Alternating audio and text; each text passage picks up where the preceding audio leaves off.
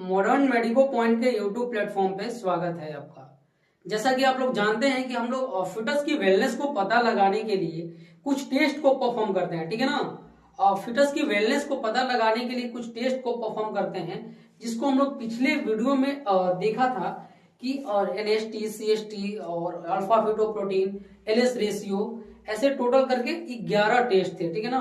Total 11 test के बारे में हम लोग इंट्रोडक्शन वीडियो देखा था, ठीक है ना। यानी कि पूरी हम लोग नाम जाने थे, हालांकि ज्यादा कुछ नहीं पढ़ा था, बस नाम देखा था कि कितने टेस्ट होते हैं, ठीक है ना। और इससे जो पहले वाली जो वीडियो थी उसमें हम लोग किक काउंट के रिगार्डिंग कंप्लीट स्टडी कर चुके हैं, ठीक है। और आज की जो क्लास है, आज की क्लास में हम लोग चर्चा करेंगे कि NST क्या होता है, ठीक है ना। आज की क्लास में हम लोग चर्चा करेंगे कि NST क्या होता है, इस टेस्ट को कैसे परफॉर्म किया जाता है, ठीक है। और इसे कैसे पता लगाते हैं, इस टेस्ट से हम लोग कैसे पता लगाते हैं कि बेबी जो है वेल है कि नहीं इनसाइड द यूट्रस, यानी कि बेबी जो है, बेबी की वेलनेस की को पता लगाते हैं, यानी कि वेलनेस की के बारे में हम लोग पता लगाते हैं कि माँ के गर्भ में बेबी जो है वेल है कि, यानी कि तंदुरुस्त है कि नहीं, किसी प्रकार की डिफॉर्मिटी तो नहीं है, अबनॉर्मेलिटी तो नहीं है, ठीक है ना। तो आइए अपने टॉपिक को स्टार्ट करते हैं और जानते हैं कि NST क्या होता है, ठीक है ना। NST का मतलब होता है नॉन स्ट्रेस टेस्ट। क्या होता है? नॉन स्ट्रेस टेस्ट होता है, ठीक है। इसमें it done after 28 week of gestational age, ठीक है ना। यानी कि जब माँ के गर्भ में 28 वीक का हो जाता है, फिर उसके बाद से हम लोग इस टेस्ट को परफॉर्म करते हैं। एक वीक में इसको 2 बार परफॉर्म किया जाता है। इस टेस्ट को क्या करते हैं? एक वीक में 2 बार परफॉर्म किया जाता है, जैसा कि अगले लाइन में है कि done twice in a week, यानी कि एक वीक में 2 बार इस टेस्ट को परफॉर्म किया जाता है, ठीक है। अगले स्लाइड में चलते हैं और देखते हैं कि इसकी प्रोसेस क्या होती है, ठीक है ना। यानी कि इस जो ये टेस्ट जो है NST नॉन स्ट्रेस टेस्ट है, इस टेस्ट को कैसे परफॉर्म करते हैं, इसकी प्रोसेस क्या होती है, ठीक है ना। सबसे पहला काम, मेरी बात को ध्यान से सुनिए आप, ठीक है। और सबसे पहला काम कि माँ को सुपाइन या लेफ्ट लैटरल पोजीशन में लेटा देंगे, ठीक है। क्या करेंगे? लेफ्ट लैटरल पोजीशन या सुपाइन पोजीशन में लेटा देंगे, दोनों में कोई पोजीशन हो सकता है, ठीक है ना। लेफ्ट लेटरल पोजीशन या सुपाइन पोजीशन, यहाँ पे स्पष्ट लिखा हुआ है कि supine position of left lateral position, ठीक है ना। प्रायोरिटी हम लोग लेफ्ट लेटरल पोजीशन को देंगे, फर्स्ट प्रायोरिटी पर रखेंगे, कोशिश करेंगे कि लेफ्ट लेटरल पोजीशन ही हो, ठीक है ना। अगर कंफर्टेबल फीलिंग नहीं आ रही है तो सुपाइन पोजीशन भी दे सकते हैं, ठीक है। अब पहला मेरा काम है कि माँ को लिटा दिए और लेफ्ट लेटरल पोजीशन में, ठीक है। अब देखो, एक कार्डियोटोकोमीटर लेंगे और माँ के एब्डोमेन के ऊपर क्या करेंगे, उस कार्डियोटोकोमीटर को प्लेस करेंगे, ठीक है ना। और बेबी की जो वेस्टलाइन हार्ट रेट होती है उसको रिकॉर्ड करेंगे और नोट डाउन करेंगे, ठीक है ना। यहां तक क्लियर है? माँ को सुपाइन पोजीशन में या लेफ्ट लेटरल पोजीशन में लटा देंगे और माँ के एब्डोमेन के ऊपर, यानी कि प्रेग्नेंट लेडी के एब्डोमेन के ऊपर कार्डियोटोकोमीटर को प्लेस करेंगे। क्या करेंगे? कार्डियोटोकोमीटर को प्लेस करेंगे, ठीक है ना। और बेबी की जो बेसलाइन हार्ट रेट होती है उसको रिकॉर्ड करेंगे और नोट डाउन करेंगे। बेबी की जो बेसलाइन हार्ट रेट होती है, जो देखिए होता ये है कि जब बेबी जो रेस्टिंग कंडीशन में होता है, ठीक है ना, क्या होता है, बेबी जब रेस्टिंग कंडीशन में होता है उस टाइम की जो हार्ट रेट, यानी कि नॉर्मल जो हार्ट रेट होती है उसे हम लोग बेसलाइन हार्ट रेट कहते हैं, ठीक है ना। एक बार हम लोग देख लेते हैं लाइन को, ठीक है ना, कि pregnant lady lying in supine position और लेफ्ट लेटरल पोजीशन, ठीक है ना। अब देखिए अगला जो प्रोसेस है, apply cardiotocometer just over the abdomen, ठीक है ना।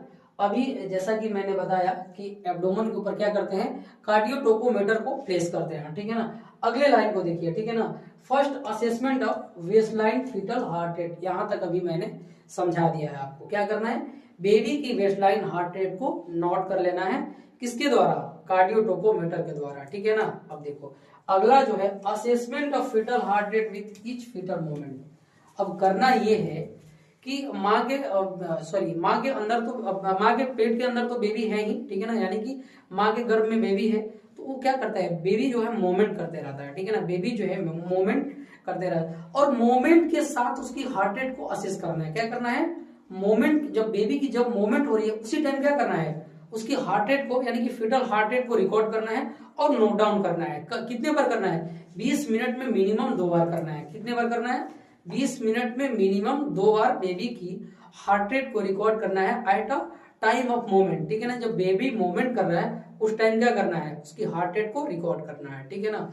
और जब heart rate 15 beat per minute से बढ़ा हुआ आ रहा है, ठीक है ना। यानी कि जब बेसलाइन उसकी जो हार्ट रेट है 120 बीट पर मिनट थी, अब क्या है 135 या उससे अधिक आ रहा है, तो इट मीन्स कि baby is well inside the uterus. ठीक है, बेबी क्या है, वेल है, तंदुरुस्त है, मस्त है, स्वस्थ है, ठीक है ना। किसी प्रकार की बेबी के अंदर एबनॉर्मेलिटीज नहीं है, ठीक है। अब देखिए अगले स्लाइड में चलते हैं और अगले प्रोसेस को समझते हैं, ठीक है ना। अब देखिए यहाँ पे स्पष्ट लिखा हुआ है कि इन 20 minutes fetal heart rate should be increase 2 and more time for 15 beat per minute for 15 second. जैसा कि अभी मैंने बताया कि 2 बार 20 मिनट में मिनिमम 2 बार बेबी की जो हार्ट रेट है मोमेंट के टाइम, ठीक है ना, जब बेबी की मूवमेंट हो रही है 15 बीट पर मिनट से बढ़ी हुई है 15 सेकेंड के लिए, ठीक है ना।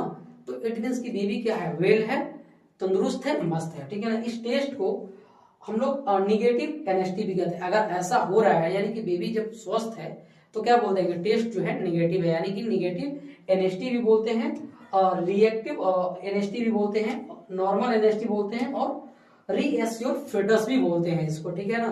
और ऐसा अगर नहीं हो रहा है, क्या हो रहा है, ऐसा नहीं हो रहा है तो इट मीन्स की पॉजिटिव टेस्ट है, ठीक है ना। अगर ऐसा नहीं हो रहा है तो इसके अपोजिट हम बात बता रहे हैं, ठीक है ना।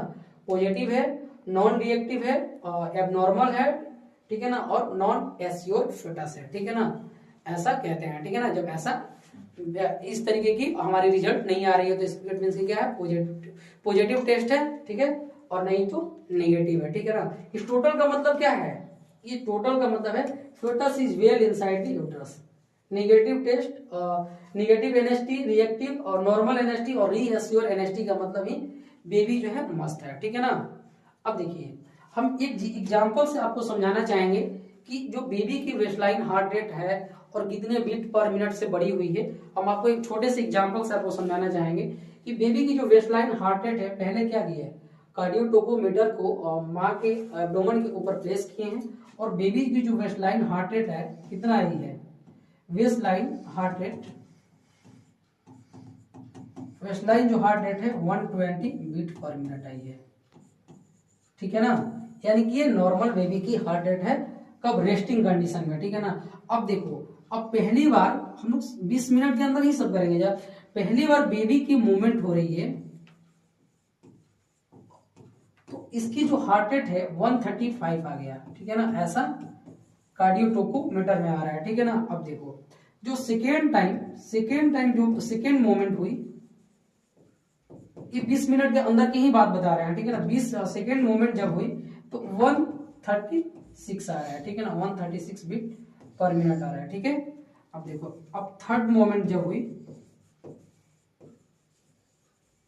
थर्ड मूवमेंट हुई तो 144 बीट पर मिनट आ गया, ठीक है।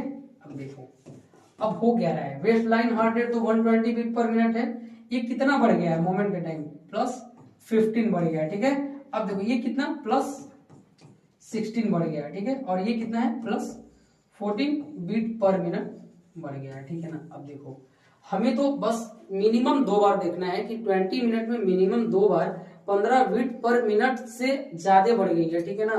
तो इट मीन्स की baby is well inside the uterus. यहाँ पे रिजल्ट सामने है, ठीक है ना। 2 बार क्या है, 15 बीट पर मिनट से ज्यादा वो बेबी की जो हार्ट रेट है वो बढ़ी हुई है बेस लाइन से कंपेयर करने पे, ठीक है ना।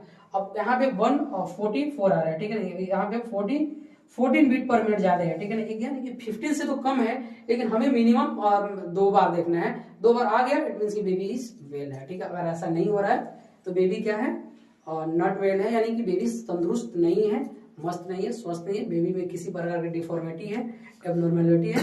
इस कंडीशन में हमें ऑब्स्टेट्रिशियन से कंसल्ट करना चाहिए, ठीक है। तो आई होप कि आपको आज की क्लासेस समझ में आई होगी। मिलते हैं आपसे अगले वीडियो में एक नए टॉपिक के साथ, तब तक के लिए बाय।